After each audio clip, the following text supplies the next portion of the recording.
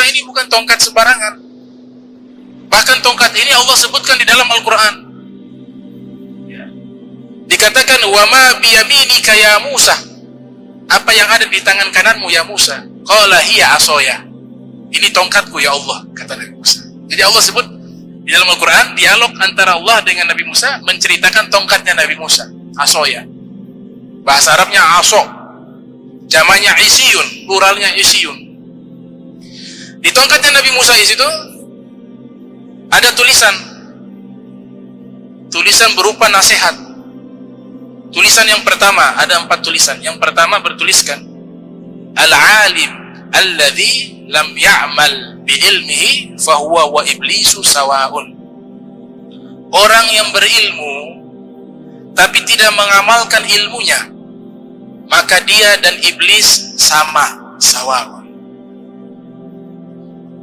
Al-alim alladhi lam ya'mal bi'ilmihi fahuwa wa iblisu sawa'un. Orang alim yang tidak mengamalkan ilmunya, maka dia dan iblis sawa'un, sama. Kenapa disebut iblis? Karena iblis itu punya ilmu. Punya ilmu.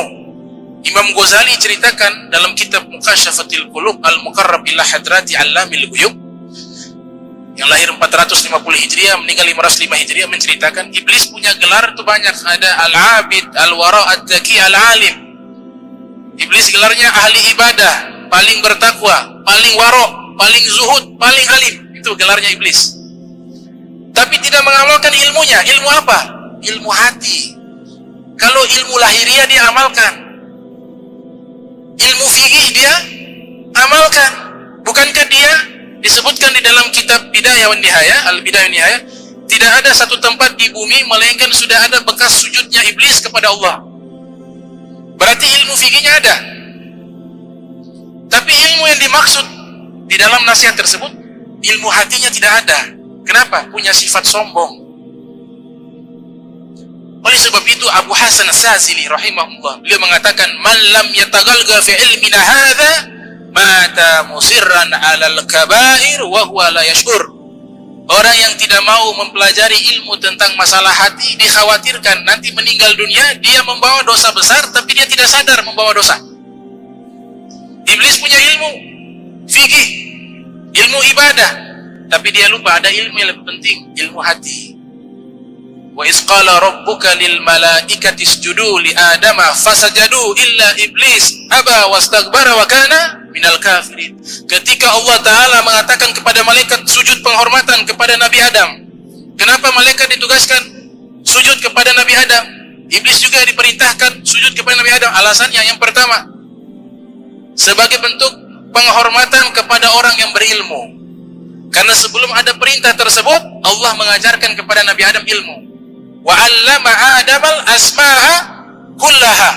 Dia Allah mengajarkan kepada Nabi Adam seluruh nama-nama. Berilmu, hormati. Malaikat, Nabi Adam punya ilmu, hormat. Di waktu itu syariat sujud tidak dilarang. Disujud malaikat sujud. Ketika malaikat sujud, iblis tidak mau. Nah, ilmu hatinya tidak ada. Ilmu fikihnya, ilmu sejarahnya, ilmu hadisnya punya semua. Tapi ilmu hati tidak punya. Disuruh sujud tidak mau. Aba wastakbara. Tidak mau dan dia sombong. Wa kana minal kafirin. Dia termasuk orang-orang yang kafir, yang ingkar kepada Allah Subhanahu wa taala. Ketika tidak mau sujud, Allah usir dia, malaikat bangun dari sujudnya, lihat, oh iblis sudah dilaknat oleh Allah, sudah terusir oleh Allah, sudah dijauhkan dari rahmat Allah. Maka malaikat pun sujud untuk kedua kalinya. Sujud apa? Sujud syukur, karena mereka taat kepada Allah. Akhirnya jadi syariat dalam sholat, sujudnya dua kali. Sujud pertama penghambaan kepada Allah, sujud kedua sebagai bentuk syukur Allah izinkan kita untuk sujud kepada Allah. Dikeluarkan. Ilmu hati tidak ada. Makanya hati ini disebutkan inna sam'a wal basara wal fuada, ya, kana ulaika anhum mas'ula. Pendengaran, penglihatan, hati itu semua nanti diminta pertanggungjawaban oleh Allah Subhanahu wa taala. Itu tulisan pertama di tongkat Nabi Musa. Tulisan kedua di tongkatnya Nabi Musa, al-ghaniyyu alladzi la yunfik malahu fi sabilillah fahuwa wa qarunu sawa. Orang kaya raya yang tidak mau mengeluarkan hartanya di jalan Allah Subhanahu wa taala, maka dia dan Qarun sama. Qarun kan kaya raya. Itu ulama tafsir Abu Ja'far Muhammad ibnu Jarir At-Tabari menceritakan, saking kayanya Qarun, beliau punya gudang penuh dengan emas. Yang luar biasa, Allah sebutkan unta 70 ekor, dalam riwayat lain orang-orang dewasa 70 orang memikul kunci gudangnya yang begitu banyak tidak kuat. Itu kayaknya seperti apa itu? Dia punya kunci saja tidak kuat, bukan dia punya gudang. Gudangnya berisikan emas, saking banyaknya gudangnya, kuncinya kan tadi banyak. Nah, kuncinya sebanyak itu 70 orang pikul tidak kuat, baru dia punya kunci. Makanya setiap kali kalau ada harta ditemukan di tanah, mereka sebut harta Qarun. Padahal itu dari Qarun. Padahal Qarunnya di Mesir. Hartanya digali di Ternate, harta Qarun. Qarunnya di Mesir, di Ternate bilang harta Qarun. Sama, Qarun itu bakhil, gak mau mengeluarkan harta di dalam kebaikan. Yang ketiga, al-imam alladzi lam ya'dil fi ra'iyatihi fahuwa wa fir'aunu sawa. Pemimpin yang tidak berlaku baik dan adil kepada rakyatnya, maka dia dan Fir'aun sama. Itu di tongkat Nabi Musa. Kenapa Fir'aun zalim? Zalim kepada siapa? Kepada rakyatnya. Bahkan membuat undang-undang. Undang-undang, kalau ada anak laki-laki dari keturunan Bani Israel yang lahir, dibunuh. Setiap ada anak laki-laki yang lahir, dibunuh. Karena takut kekuasaannya hilang. Padahal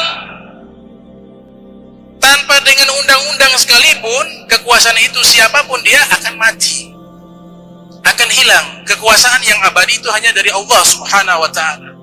Tu'ti mulka man tasha wa tanzi'u mulka mimman tasha.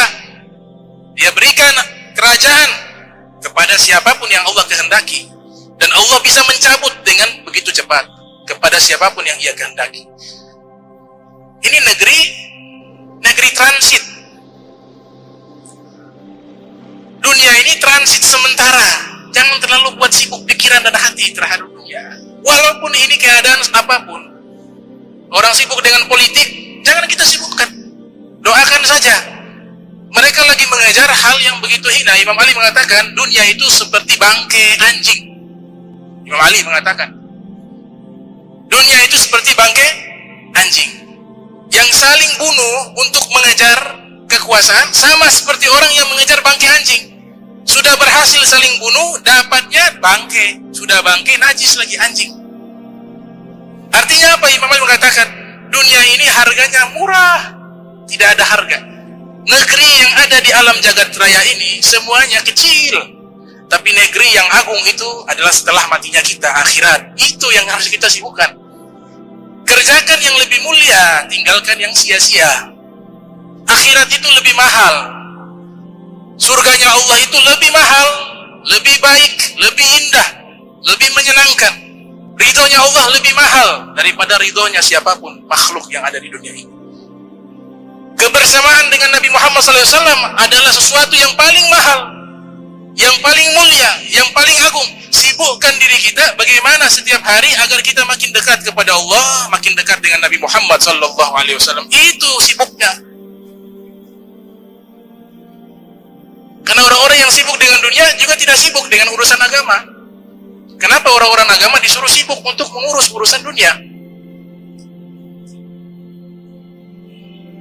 Sehingga yang mulia kita tahu, oh ini yang mulia, ini yang berharga ini. Oh ini tidak berharga, sekedarnya saja. Karena dunia ini termasuk masalah rizki kita sudah dijamin oleh Allah Subhanahu wa ta'ala, tapi surga tidak ada jaminan kepada kita. Kenapa kita lebih sibuk mengejar-ngejar yang dijamin oleh Allah, sedangkan yang tidak dijamin Allah kita santai-santai saja? terbalik.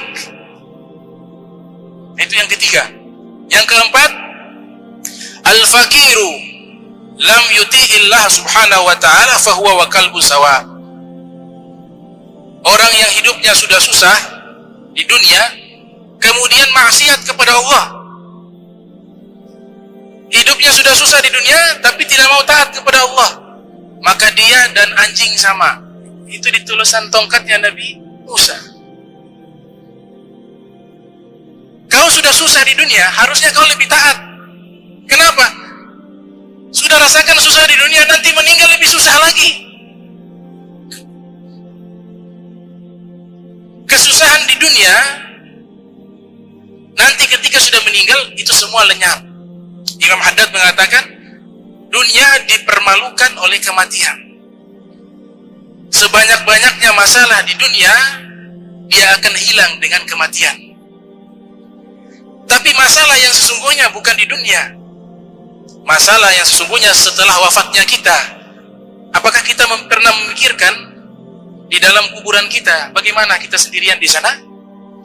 Apakah kita bisa memikirkan perjalanan di Sirat 3000 tahun? 3000 tahun menyeberangi jembatan Sirat, hidup di dunia. Nabi katakan, a'maru ummati ma baina sittin aw sab'in. Rata-rata umur umatku kisaran 60 sampai 70. Untuk menyeberangi jembatan Sirat saja 3000 tahun. Berapa persen dari umur kita? Lam yalbasu illa asyatan aw duhaha. Dalam Al-Quran Allah Ta'ala berfirman, manusia yang hidup di dunia itu hanya hidup di waktu sore sampai waktu duha saja. Makanya ada ulama mengatakan, sejak alam ini diciptakan sampai hari kiamat, kurang lebih hitungan akhirat 8 menit saja. Allah ciptakan alam semesta ini, dan nanti Allah hancurkan alam semesta ini.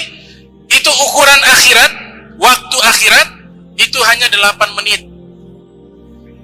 Begitu singkat, begitu sesaat. Jadi mudah-mudahan ini nasihat di tongkatnya Nabi Musa bisa menjadi mau'izah hasanah, nasihat yang baik bagi masing-masing pribadi, sehingga setiap umur yang dia lalui setiap harinya, detik ke menit, menit ke jam, jam ke hari, hari ke minggu, minggu ke bulan, bulan ke tahun, setiap perjalanan waktu itu dia makin baik, dia makin taat kepada Allah, makin dekat kepada Allah, makin cinta kepada Allah, makin cinta kepada Nabi Muhammad sallallahu alaihi wasallam. Almar'u ma'aman ahab, karena seseorang nanti dikumpulkan dengan orang yang ia cinta. Ia cinta kepada Nabi Muhammad SAW, insyaAllah bisa berkumpul dengan Nabi Muhammad sallallahu alaihi wasallam. Allahumma jam'ana hadha jam'a marhuma, wa tafarrakana min ba'di tafarraka ma'suma, wa la taj'al minna wa la minna syakiya wa la mahruma. Allahumma nadzih qulubana 'anit ta'alluqi biman dunak, waj'alna min qaumin tuhibbuhum wa yuhibbunak. Rabbana wa hab lana min azwajina wa dhurriyyatina qurrata a'yun waj'alna lil muttaqina imama. Rabbana atina fid dunya hasanah wa fil akhirati hasanah wa qina adzaban nar wa adkhilna jannata ma'al abrar ya aziz ya ghaffar ya rabbal alamin. Wa sallallahu alaihi Muhammadin wa ala alihi wa sahbihi wa barak wa sallam walhamdulillahi rabbil alamin. Wassalamu alaikum warahmatullahi wabarakatuh.